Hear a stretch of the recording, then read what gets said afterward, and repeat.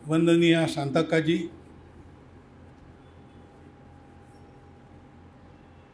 विद्वान श्रीमान और कुलगुरु वरखेड़ी जी,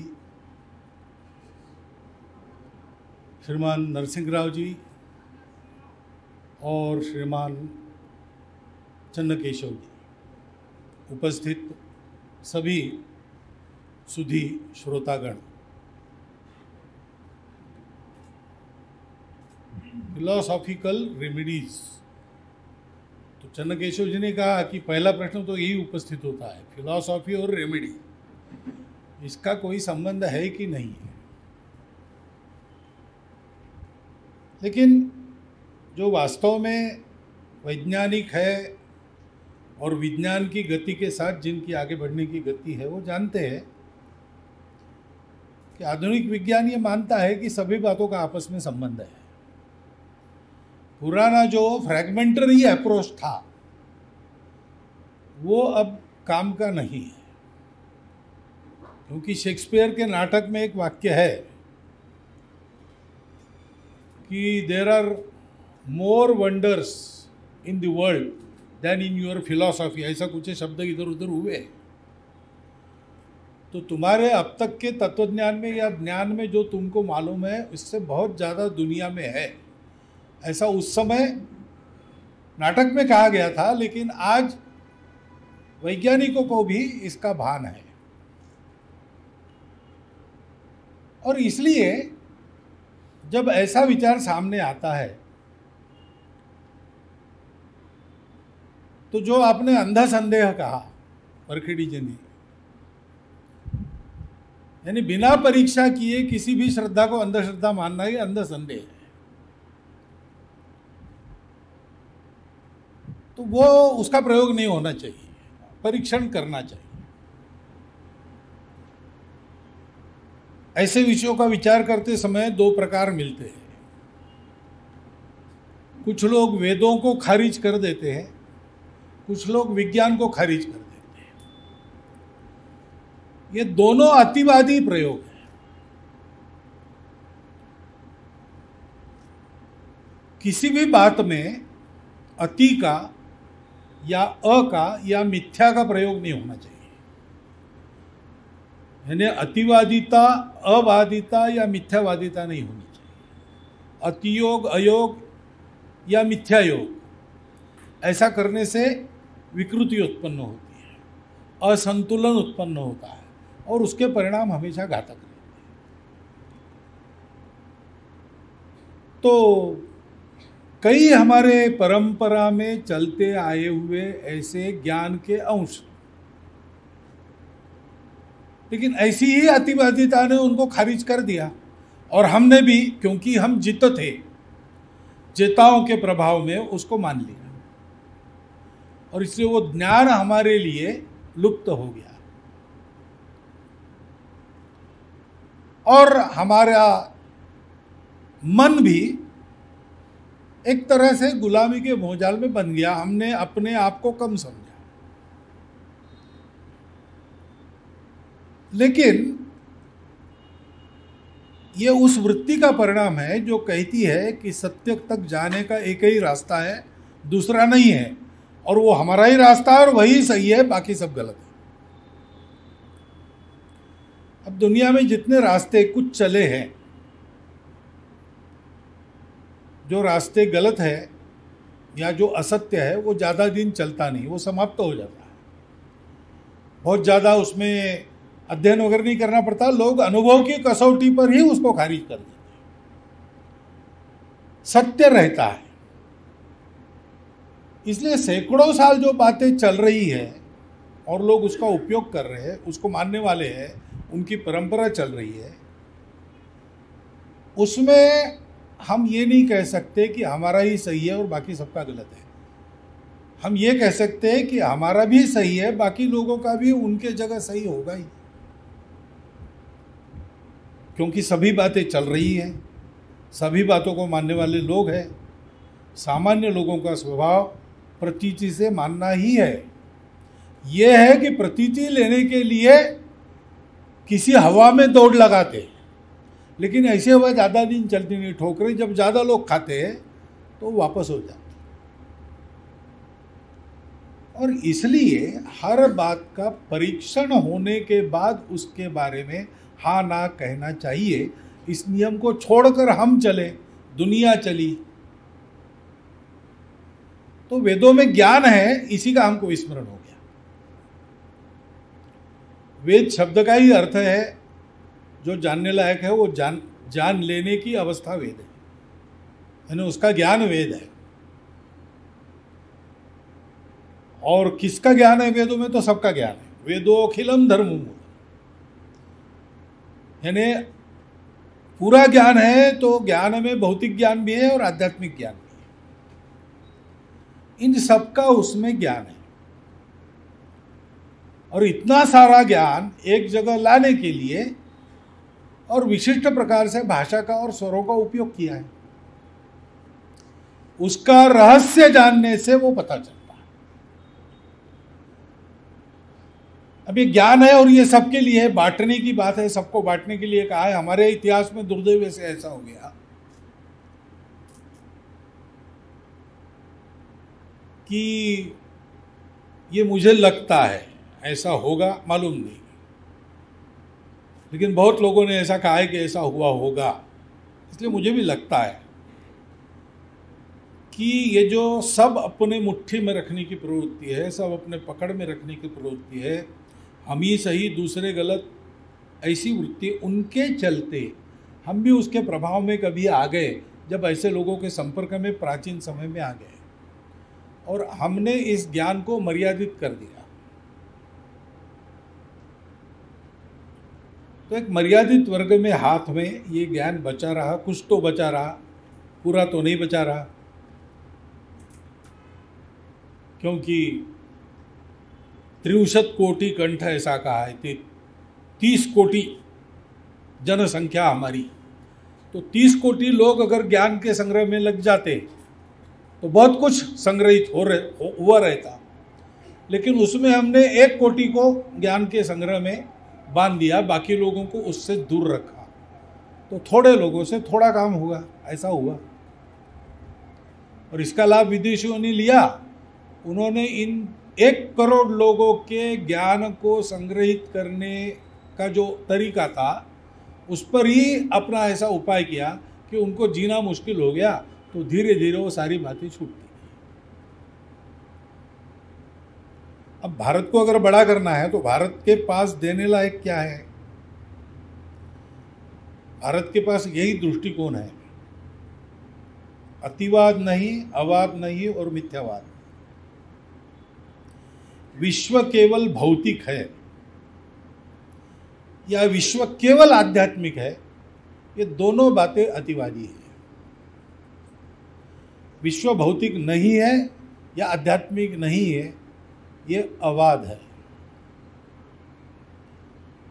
और इसको लेकर तरह तरह के मिथ्यावाद भी पैदा होते हैं, दोनों बातें।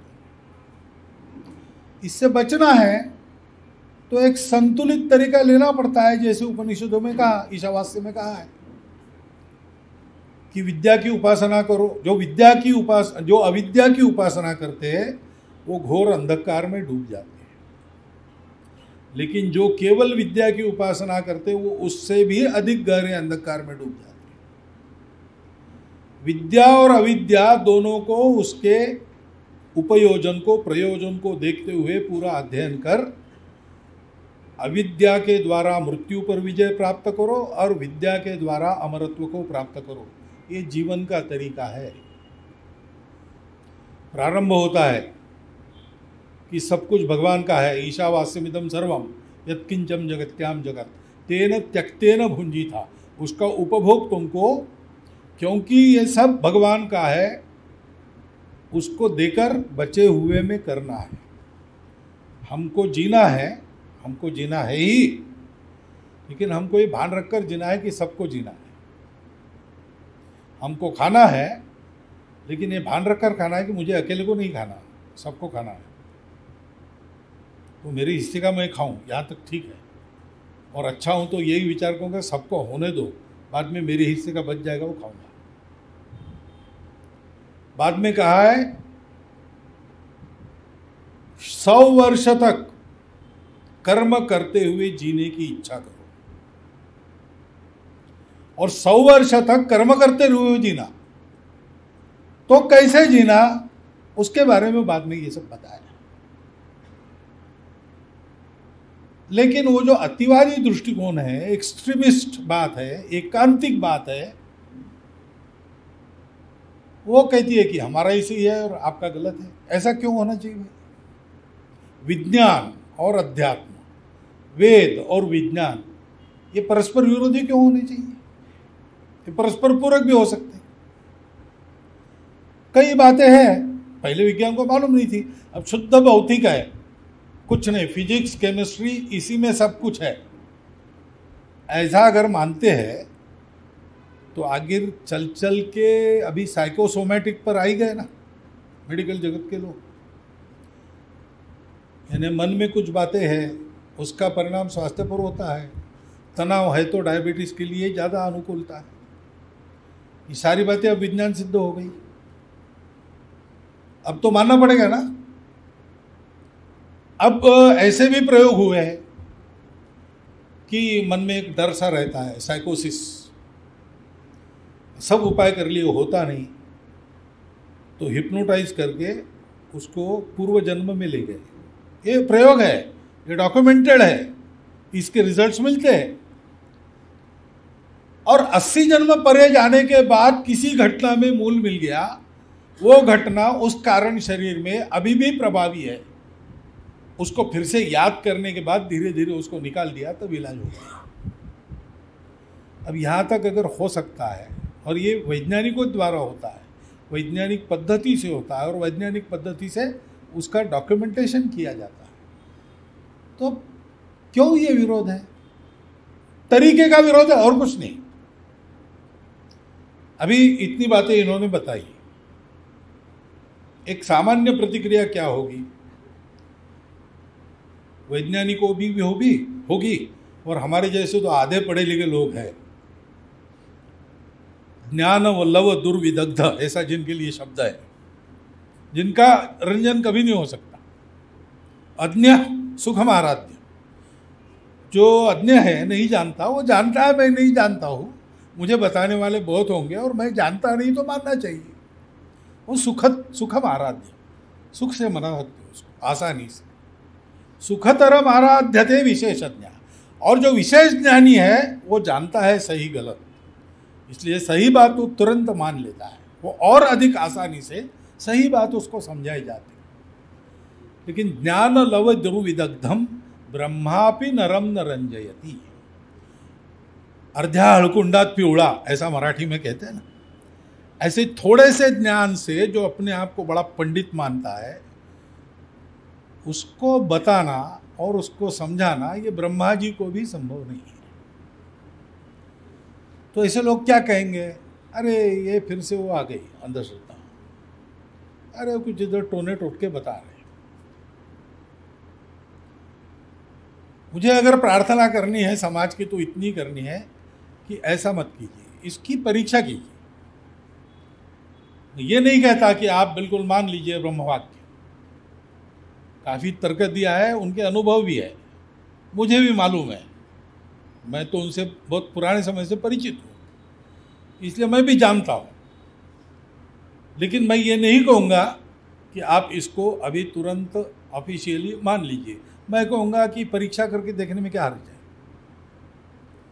आखिर ये पुस्तक बना है, धात्रेय मास ट्रस्ट बना है, राष्ट्रीय सेविका समिति की कुछ बहनें इसमें जुड़ी है, तो वो केवल इनके भाषण के प्रभाव से नहीं जुड़ी है, उन्होंने कुछ प्रतीति ली है, और एक जगह नहीं ली है, 10 जगह ली है।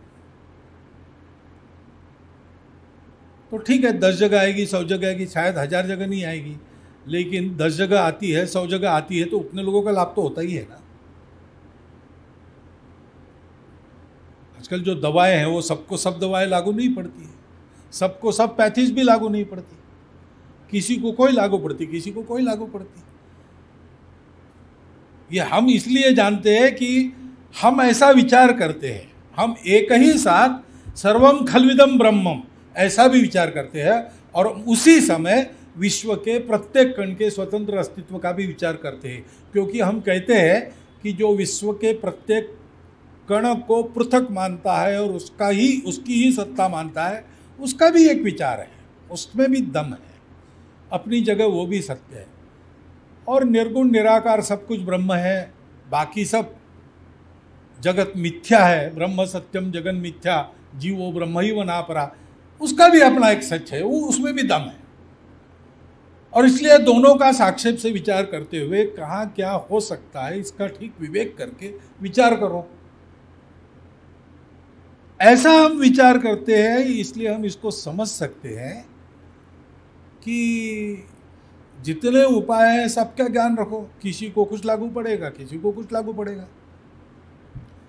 आद्य शंकराचार्य पर करणी प्रयोग हुआ, बंगाल के उधर गए थे तब तांत्रिकों ने किया। अब उनको ब्लडी डायरिया, खून की पेचिश। वो तो सन्यासी है, पूर्ण अहिंसक है, तो अपनी पीड़ा का ध्यान ही नहीं दिया। लेकिन उनके शिष्य थे नृसिंहाचार्य, उनको गुरु के कपड़े धोते समय ध्यान में आया कि इस पर खून के धब्बे हैं। तो पता लगा, उनको पता चला कि अभिचार प्रयोग हुआ है। अभिचार प्रयोग हुआ ये पता नहीं चला, ऐसा है एक पेचिश, खून की पेचिश चल रही है, ये इनको पता चला। तो वर्णन ऐसा है कि सारे भारतवर्ष से अष्टांग आयुर्वेद को जानने वाले लोग आए। आयुर्वेद के 8 अप्रोचेस है, उसके आधार पर 8 ढंग से उनकी परीक्षा हुई। परीक्षा होने के बाद उन्होंने बताया कि ये हमारे हाथ की बात नहीं, ये आधिभौतिक बात नहीं है, ये अधिदैविक है, अभिचार प्रयोग है, उसका उपाय उस ढंग से करना पड़ेगा। औषधि वाली बात होती तो हम करते, लेकिन इसमें औषधि का कोई उपयोग नहीं है। और फिर शंकराचार्य तो ये सब करने वाले नहीं थे, नृसिंहाचार्य ने प्रयोग करके उसका उपाय किया। जो अभिचारक था वो मर गया और शंकराचार्य उस व्याधि से मुक्त हो। तो 8 अप्रोचेस आयुर्वेद के होने के बाद भी उसमें भी जो आती नहीं है और एक नव्य ढंग से जिसका उपाय होता है, ऐसा दुनिया में हो सकता है, ये वस्तुस्थिति है। और जो वास्तव में वैज्ञानिक है वो कहते हैं हो सकती है, मुझे नहीं मालूम, मेरे अनुभव में नहीं है, लेकिन करके देखो। एक पुस्तक है लाइफ आफ्टर डेथ, अमेरिका के एक प्रसिद्ध एमडी फिजिशियन ने, नाम है उनका अमेरिका में, अब है कि नहीं पता नहीं, क्योंकि बात मैंने वो पढ़ी, वो भी 30 साल पहले पढ़ी। तो कभी कभी ऐसा होता है कि आदमी बताया जाता है अब ये गए और उसके बाद वो वापस आ जाते, एक आध बार ऐसे होता है। तो उन्होंने ऐसे 1000 लोगों का परीक्षण किया, इंटरव्यू लिया बाद में। वो 1000 लोग अमेरिका के अन्य भागों में रहने वाले थे, अलग अलग बैकग्राउंड के थे, काले गोरे पीले सब प्रकार के थे, तरह तरह के व्यवसायों में थे, पढ़े लिखे थे, अनपढ़ भी थे, गरीब थे, अमीर थे। तो ये डिक्लेयर हुए कि ये मर गए और एक 3 मिनट के बाद, कोई 20 मिनट के बाद भी वापस आ गए।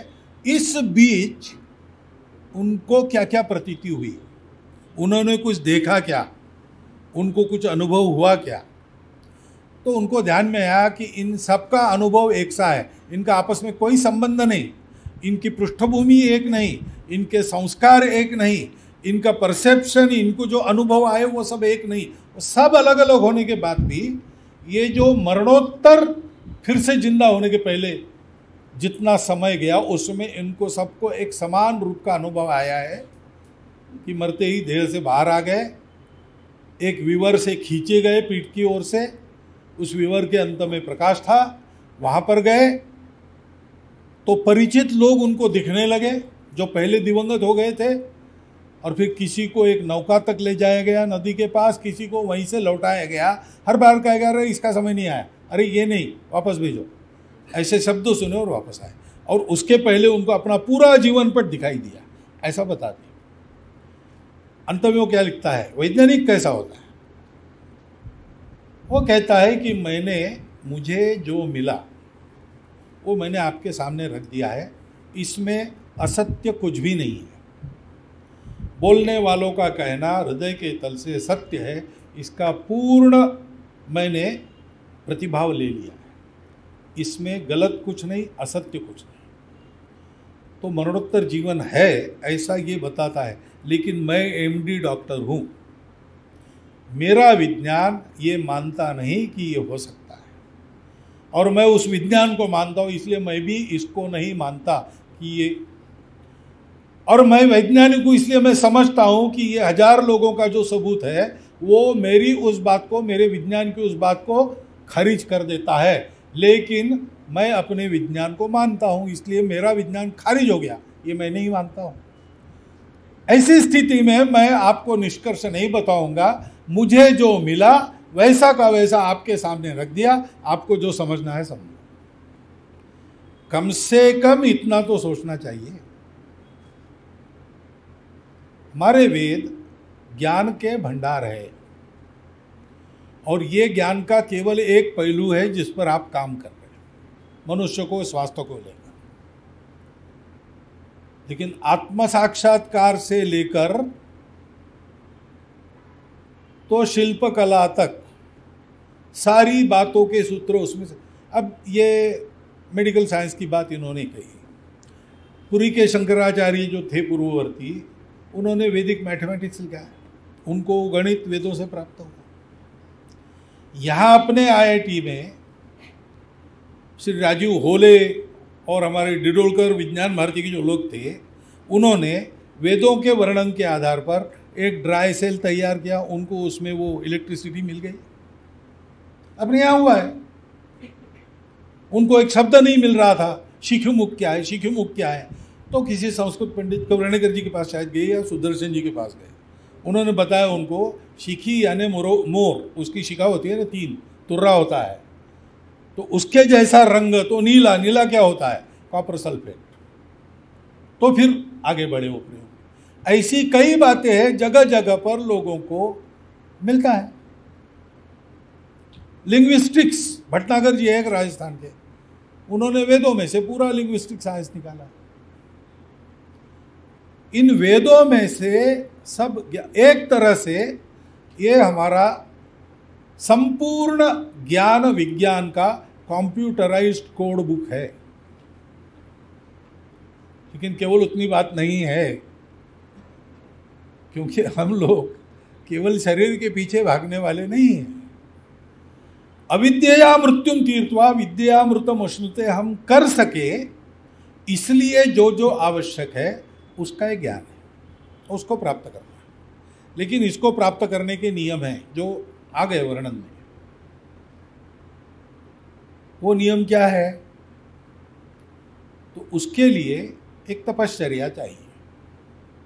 सामान्य अर्थ में मैं तपश्चर्या कह रहा हूं, प्रयत्न चाहिए, योग्य बन के करना पड़ता है। आधुनिक विज्ञान में भी आपको कुछ करना है तो पहले आपको पढ़ना पड़ता है, और केवल पढ़ने से नहीं होता, आपको अनुभव लेना पड़ता है। पुस्तक में मेरे विद्यार्थी जीवन का अनुभव है, एक थाइलेरिया नाम का होता है एजेंट, थाइलेरियासिस, उसका लक्षण क्या है? तो खून में अंगूठी जैसे उसके रूप प्राप्त होते हैं। तो एक बार मैं अपने पोस्ट ग्रेजुएट लेबोरेटरी में काम कर रहा था, रात को अकेले, तो एक खून की पट्टी में मुझे वो मिल गए, तो मैं बहुत उत्तेजित हो गया, क्योंकि एक अनहोनी जैसी बात थी। मैं दौड़ के हमारे गाइड के घर गया और उनको बताया कि ऐसा ऐसा हो गया है। तो तुरंत रात को 9:30 बजे वो तैयार हुए, हम दोनों वापस लेबोरेटरी में आए, देखा, उन्होंने कहा हाँ जो मुझे लगता था वही है। उन्होंने कहा क्या है? तो बोली ये एनामोली है, तुम्हारे स्लाइड को स्टेन करते समय कुछ कमी रह गई, उसके ये परिणाम है, ये थाइलेरिया है नहीं। अब वर्णन तो ऐसा ही, जैसा पुस्तक में दिया था वैसा ही वर्णन है। उन्होंने बताया कि बिल्कुल वैसा दिखता है, लेकिन ये एनामोली होती है। क्या फर्क है वो भी बताया उन्होंने। अब ये क्या फर्क है ये तो उनको अनुभव से मालूम है, पुस्तक में नहीं दिया है। पुस्तक का जो वर्णन वहाँ लागू होता है, ये फर्क होता है। इसके लिए लोगों को तैयार होना पड़ता है। तैयार होने के लिए भी कुछ पालन करना पड़ता है, छात्र को कुछ पालन करना पड़ता है। इसे हमारे यहां इसकी पात्रता बताई है, गीता में 3 तप बताए हैं, उसमें बताया है बड़े लोगों से, विद्वान लोगों से देव द्विज गुरु प्राज्ञ पूजनम, जो विशेषज्ञ है प्राज्ञ, जो इसी प्रकार के व्रत में लगे हैं, द्विज, जो इस ज्ञान में श्रेष्ठ है गुरु, और जो जिनमें कुछ विभूति है, यद यद विभूति मत सत्वम, वो देव। ऐसे लोगों के पास श्रद्धया प्रणिपातेन परिप्रश्नेन सेवया, नम्र होके उनसे सीखते रहना, अंतर्बाह्य पवित्र रख कर करना, पवित्र हेतु से करना। मन में अगर किलमिश है तो गुरु विद्या देगा, आपको फलेगी नहीं। कर्ण ने परशुराम से पूरी विद्या सीख ली, लेकिन मन में एक दूसरा विषय था, उसके लिए उसको कुछ छुपाना पड़ा। परिणाम ये हुआ कि उसको विद्या के साथ एक शाप भी मिला, जो विद्या उसके गले का फांस बन गई। समय पर काम नहीं है। इसलिए शुचिता चाहिए, सरलता चाहिए, कपट नहीं चाहिए। शौचम आर्जवम, संयम पूर्वक जीवन जीना है, सुखों के पीछे भागना नहीं, चैन के पीछे भागना नहीं, उपभोगों के पीछे भागना नहीं। शरीर मन बुद्धि को तेजस्वी रखने के लिए जितना आवश्यक है उतना करना, उनको भूखा भी रखना नहीं। ब्रह्मचर्यम, अहिंसा, और ये करते समय दूसरों को पीड़ा नहीं देना, दूसरों को बिना दुखाए ये साधना, ये शरीर का तप कहा जाता है। और ये सारा करते समय अपने वाणी को अनुद्वेग कर सत्य प्रिय हितम ऐसी रखना, ये वांग्मय तब कहा गया। उसके लिए स्वाध्याय, यानी जो पढ़ते हैं वो उसको ठीक से पचाना, कृति में उतार कर देखना, अनुभव से उसको सत्य सिद्ध करना, वो पूरी प्रक्रिया स्वाध्याय है। और अभ्यास, एक बार बात हाथ में आ गई तो अभ्यास यानी प्रैक्टिस, स्टडी नहीं, प्रैक्टिस, उससे उसको स्वभावगत करना। और तीसरी बात और महत्व की है, मन का तप है वो, प्रसन्नता, मनः प्रसादम, सौम्यत्वम, मौनम, मौनम यानी जहाँ जितना बोलना है वहाँ उतना बोलना, जहाँ जो बोलना है वहाँ वही बोलना, जब बोलना है तभी बोलना, अस्थान असमय अयोग्य व्यक्ति के सामने बोलना नहीं, बोलने के बाद परिणाम होना है तब बोलना, नहीं तो नहीं बोलना। वाणी का विवेक ये मौन है। और वाणी का विवेक करने के साथ साथ जितना बोलते हो दुगना उससे सुनने की तैयारी रखना। तो बहुत अच्छी वाणी है तो बोलने का शौक होता है, सुनने के लिए नहीं रुकते, मंच पर से वक्ता निकल जाते, ऐसा बहुत बार होता है, अपना भाषण देके चले गए। ऐसा नहीं होना चाहिए, ये मौनम है। और उसके लिए अपने आप को बहुत नियंत्रण में रखना पड़ता है, आत्मविनिग्रह। उसके लिए भाव शुद्ध चाहिए। अभी बताया भावरूप है परमेश्वर, हम अपने भाव को जितना शुद्ध करेंगे उतना उस परमेश्वरी भाव के साथ तन्मय हो जाएंगे। फिर सारे रहस्य हमारे सामने अपने आप खुल जाते हैं, सारी शक्तियां हमारे पास अपने आप आ जाती हैं। ये तप करना चाहिए, तो ये रहस्य हमको प्राप्त होंगे। और अब ये दुनिया के सामने रखने हैं तो हमको आज की दुनिया जिस भाषा में जिस तरीके से समझती है, उस भाषा में उस तरीके से अपने इस उपलब्धि को दुनिया के सामने रखना पड़ेगा, क्योंकि उनकी वो हितकारी है, उनको वो स्वीकार करनी ही पड़ेगी, करनी चाहिए उन्होंने, इसलिए हमको वो समझते उस तरीके से रखना पड़ेगा। नहीं तो इतनी बड़ी संजीवनी अपने हाथ में होने के बाद भी उसकी ओर पीट करके दुनिया चली जाएगी, उसका अकल्याण होगा, और उसका अकल्याण होगा तो वो हमारा भी अकल्याण ही है, हमारी विजय नहीं है उसमें। हम जीत नहीं जाएंगे अगर हम पश्चिम को अंधेरे में रख के हम अगर विकसित होते हैं, हम अगर अपने आत्म तत्व को प्राप्त होते हैं और गौरव को प्राप्त होते हैं, तो परिणाम उसका यही होना चाहिए कि संपूर्ण दुनिया में उसका प्रकाश फैला है। सारी दुनिया तमसो माँ ज्योतिर्गमय अमृतो माँ मृत्योर्मा अमृतम गमय असतो माँ सद्गमय, इस पथ से आगे बढ़ रही है। ये हमको करना पड़ेगा। इसलिए पुस्तक तो अच्छी है, उसमें अनुभव की बातें हैं। आपने निवेदन भी सुना, बहुत कन्विंसिंग आत्मविश्वास से आया है। वो आत्मविश्वास अनाठाई नहीं है, बहुत किया है, उसके अनुभव है। परंतु श्री धात्रे नमा ट्रस्ट को मेरी ऐसी सलाह है कि धीरे धीरे साधन संपन्न होकर इन सारी बातों को, आज के वैज्ञानिक जिस प्रचलित पद्धति को मानते हैं वही एक पद्धति है, ऐसा नहीं है। हमारी भी एक परंपरा से पद्धति है। जैसे इंट्यूशन हमारा तरीका है, लेबोरेटरी उनका तरीका है। उनके यहाँ भी बेंजीन का फॉर्मूला इंट्यूशन से प्राप्त हुआ, लेबोरेटरी में से नहीं मिल रहा था। उस विचार के साथ तन्मयता होने के बाद वो केक्यूले नाम का साइंटिस्ट था, उसको स्वप्न में उसका साक्षात्कार हुआ। तो वो तरीका हमारा है, हम वैसी ही तन्मयता साधते हैं अपने आप को पवित्र बनाकर, तो ज्ञान आता है स्वतः। लेकिन आज की दुनिया को समझना है और समझाना है तो उनकी भाषा में उनको बताना पड़ेगा, क्योंकि सर्व कल्याण की हमारी मनोकामना है और सर्व कल्याण हमारा दायित्व है।